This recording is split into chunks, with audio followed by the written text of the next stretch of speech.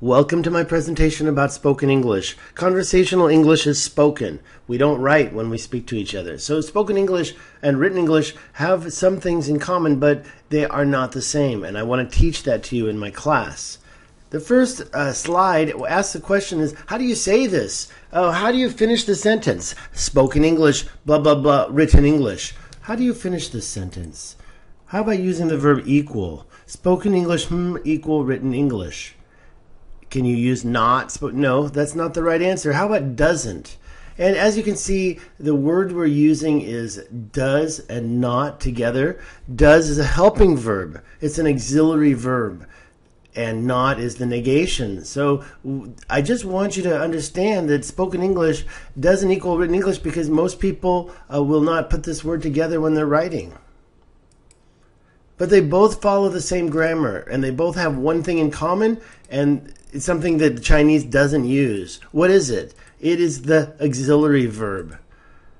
First, let's talk about, yes, it's the auxiliary verb.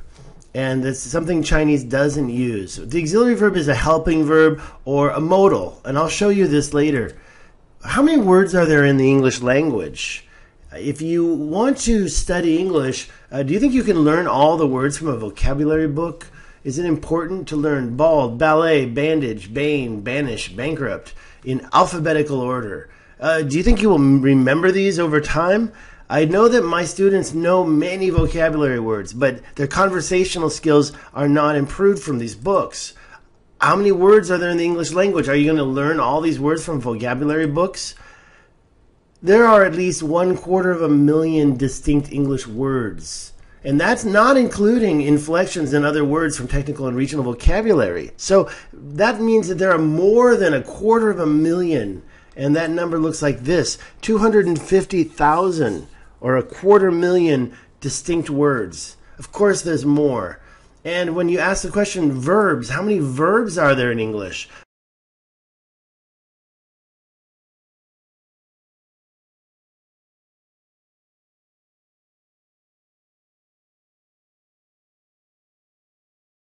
Wikipedia.com. Over half of the words are nouns, which is more than 100,000 words are nouns, but only 1/7, that's 36,000 are verbs. Then we also have adjectives. There's more adjectives than verbs. And there's also interjections, conjunctions, prepositions, suffixes, and other small words that add up to 250,000. But are you going to learn 250,000 words from vocabulary books? Do you need to learn 250,000 words? Well, you know we have the smartphone now, and modern technology, including the internet, has eliminated the need for vocabulary books like this. You can learn more English getting on the internet and looking at the news every day. Just don't let me catch you using your smartphone in my class. Please don't use smartphones. Don't let me see your smartphone in my class. Okay, it doesn't matter how many verbs there are in English, but you don't need to learn every word in English before mastering the grammar. Forget the vocabulary books. Do you need to wait until you know everything about a car before you drive the car? Do you need to know how to fix the car? Do you need to know how to build a car? No. You just want to know how to drive the car. So we don't need vocabulary books. There's better ways. But what are those better ways? Let's talk about how you can improve your English without vocabulary books. My number one way to do this is by looking at conversations and listening to those conversations. You need to practice listening a lot more. Practicing listening is a key way to improve your English. How can you improve your English with conversations? Let me show you the answer. I have a lot of, and this is crazy. I have a lot of different things I want to introduce to you.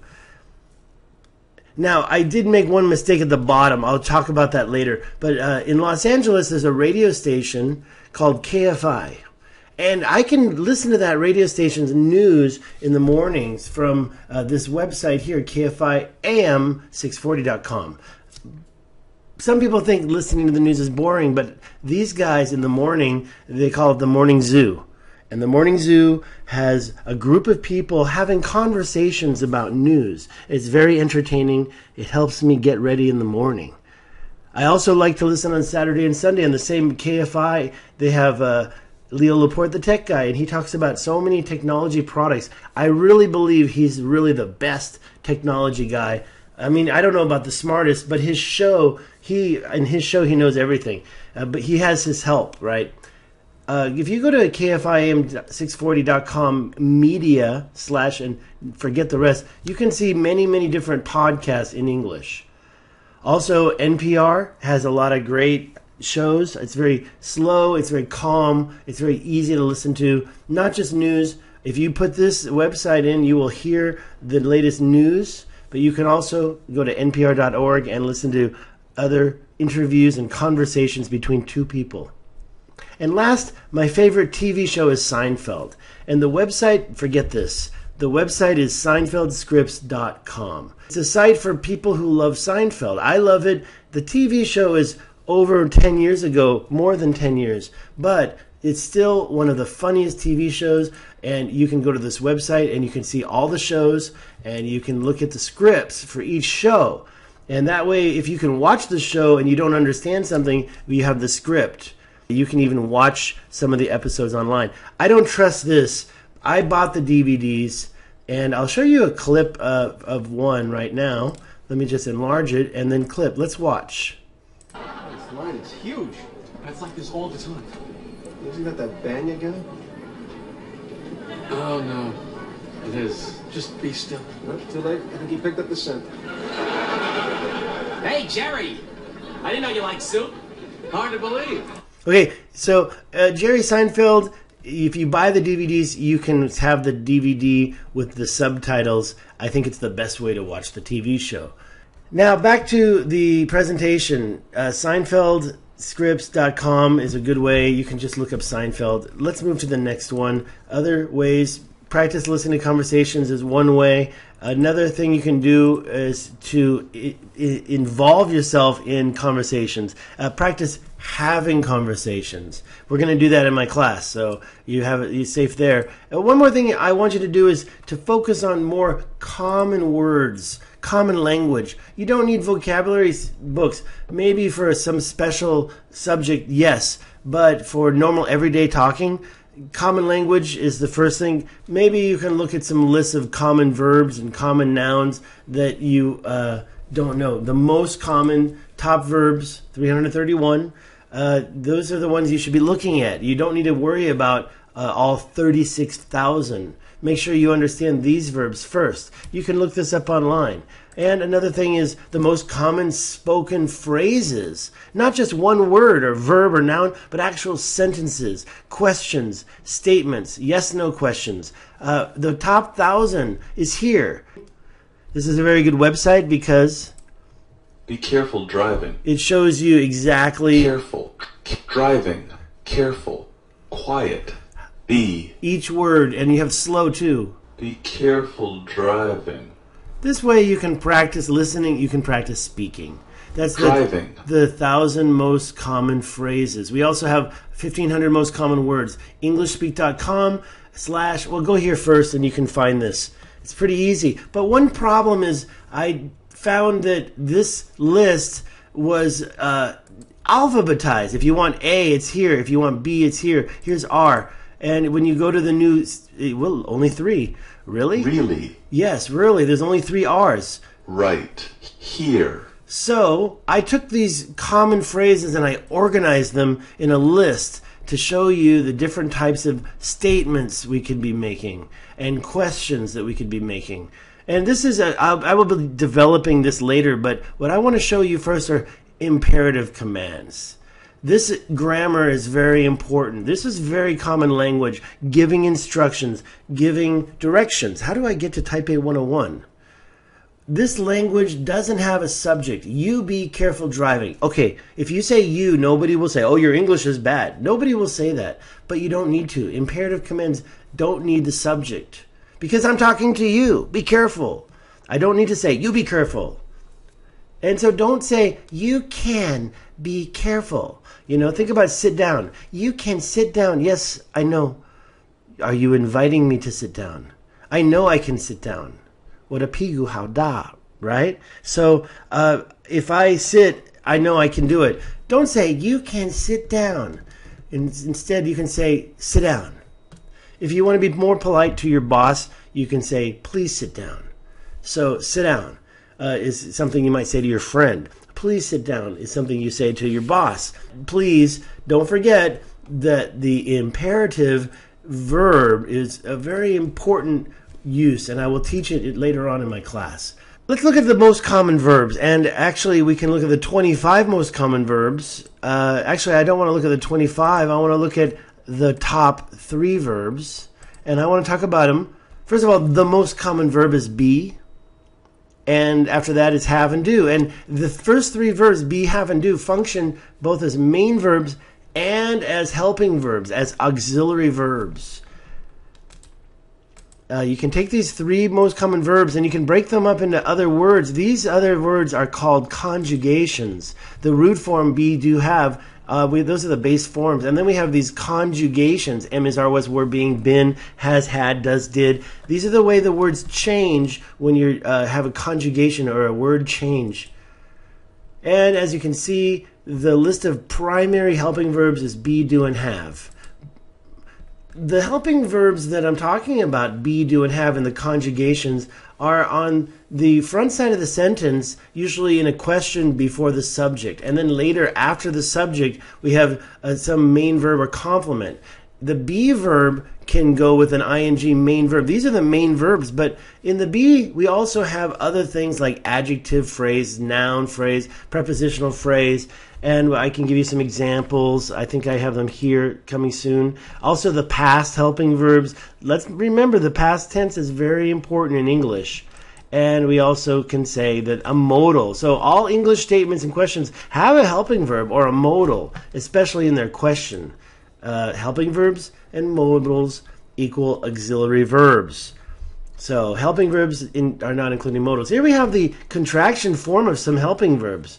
And these contractions show that in the helping verb, they actually will make it more difficult to hear. I'll go, I'm going, I'd go, I've gone. Could you hear the difference? I'll, I'm, I've.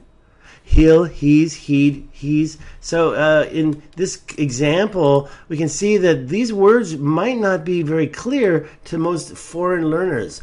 However, am I going forward? The other side can show the main verb part of the sentences, and those main verbs, well, now in this case it's a complement, it's not a verb, it's an adjective. For example, I'm stupid, I'm a teacher, I'm in the kitchen.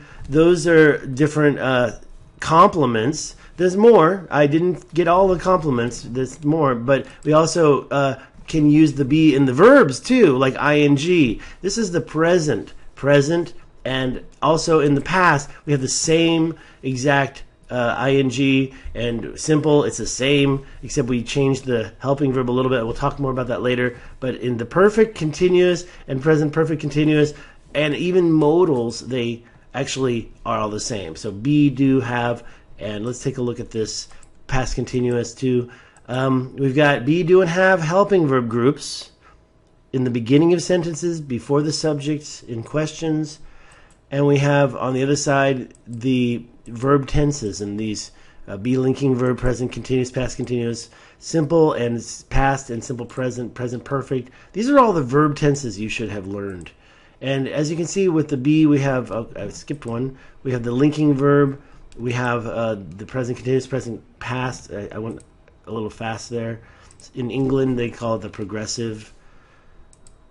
And then the do, simple present, and also do, does, did, the simple past, did, didn't, these two. And then have and has, present perfect.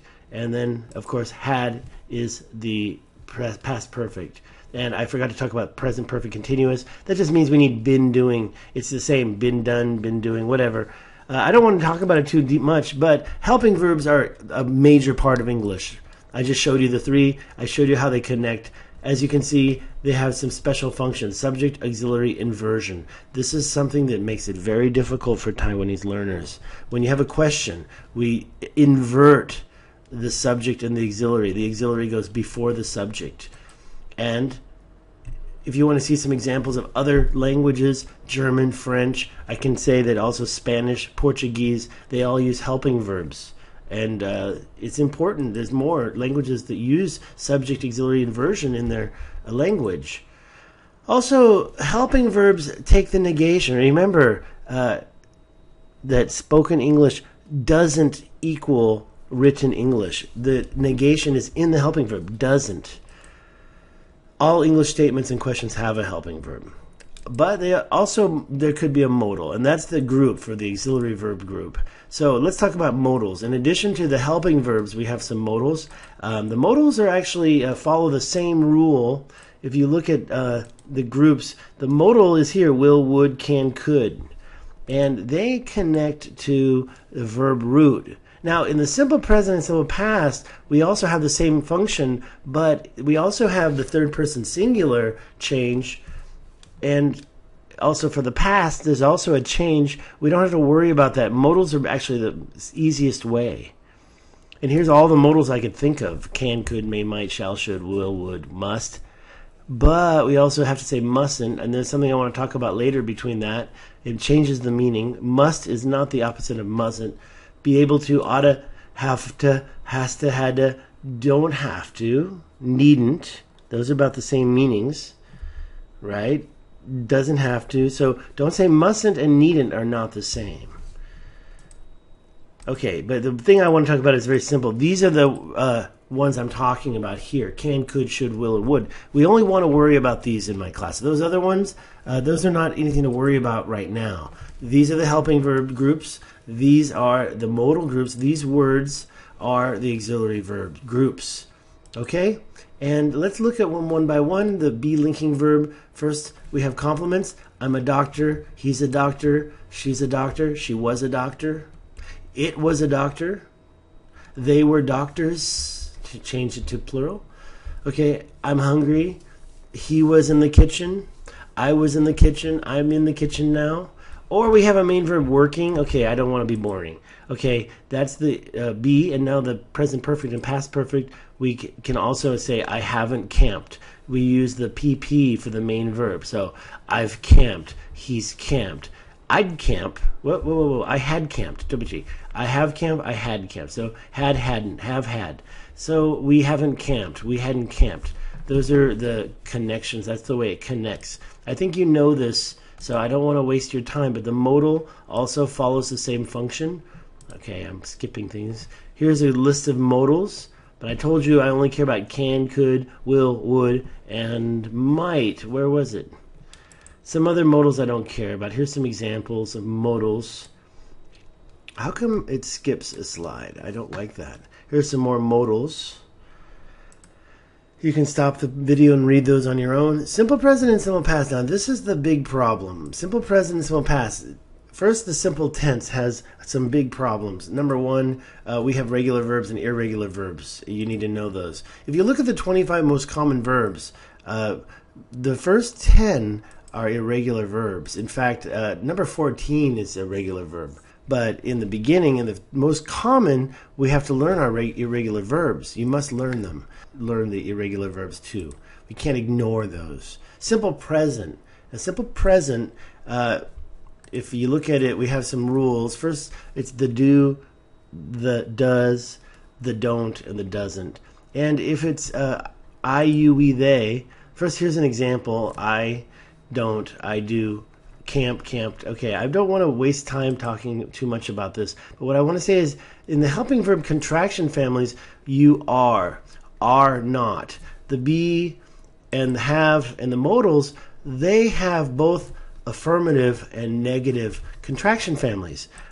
You are, you have, you had, or you would. Okay, I made a nice graphic, but this presentation is not showing it very clearly. I want to talk about the do. Why don't we have a group here? What's wrong with the do or the did? Well, the simple tense isn't so simple, right? And what we have to know is that the simple tense conjugates, so there are no affirmative contractions because it conjugates. We conjugate, just like I showed you the word before, it conjugates. And we can show a simple root conjugation, I, you, we, they, work. Now, is that a conjugation? It's not, because it's the verb root. But in he, she, it conjugates. Where's the conjugation? He, she, it. So the verb root here, but I, you, we, they go, but he, she, it goes. This is an irregular verb. There's different ways this changes. Now, the third person singular has the same affirmative. Let's say right here, we see this go back to the I, you, we, they work. I, you, we, they don't work. I, you, do work. Now, that's an emphatic situation.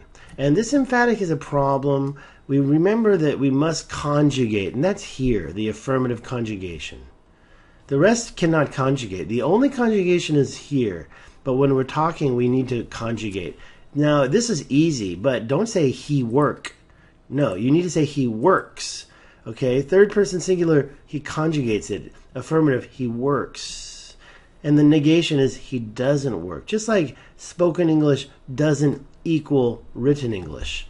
Emphatic means we still say does and dig a work. There's no change. It doesn't conjugate. The emphatic form is no conjugation. But be careful. You have to know how to use the emphatic form. My sister doesn't work. My mother doesn't work, but my father does work. That's emphatic. It contrasts the opposite. So third person singular is a problem for Taiwan students. He works. Don't use the emphatic for just normal conversation. Simple past. Now, this is also the same, emphatic. Okay, this is the real problem with emphatic. My friend says to me, Hi, David. Hi, David. Yesterday, I did go to the movies. Okay, that's using the emphatic, but we cannot say, I did go yesterday. No, you have to use the basic simple past. I went to the movies. So don't tell me, Hi, David, I did eat rice yesterday. That's emphatic. You need to use it in a situation like my brother didn't eat rice, my mom didn't eat rice, however, my sister did eat rice.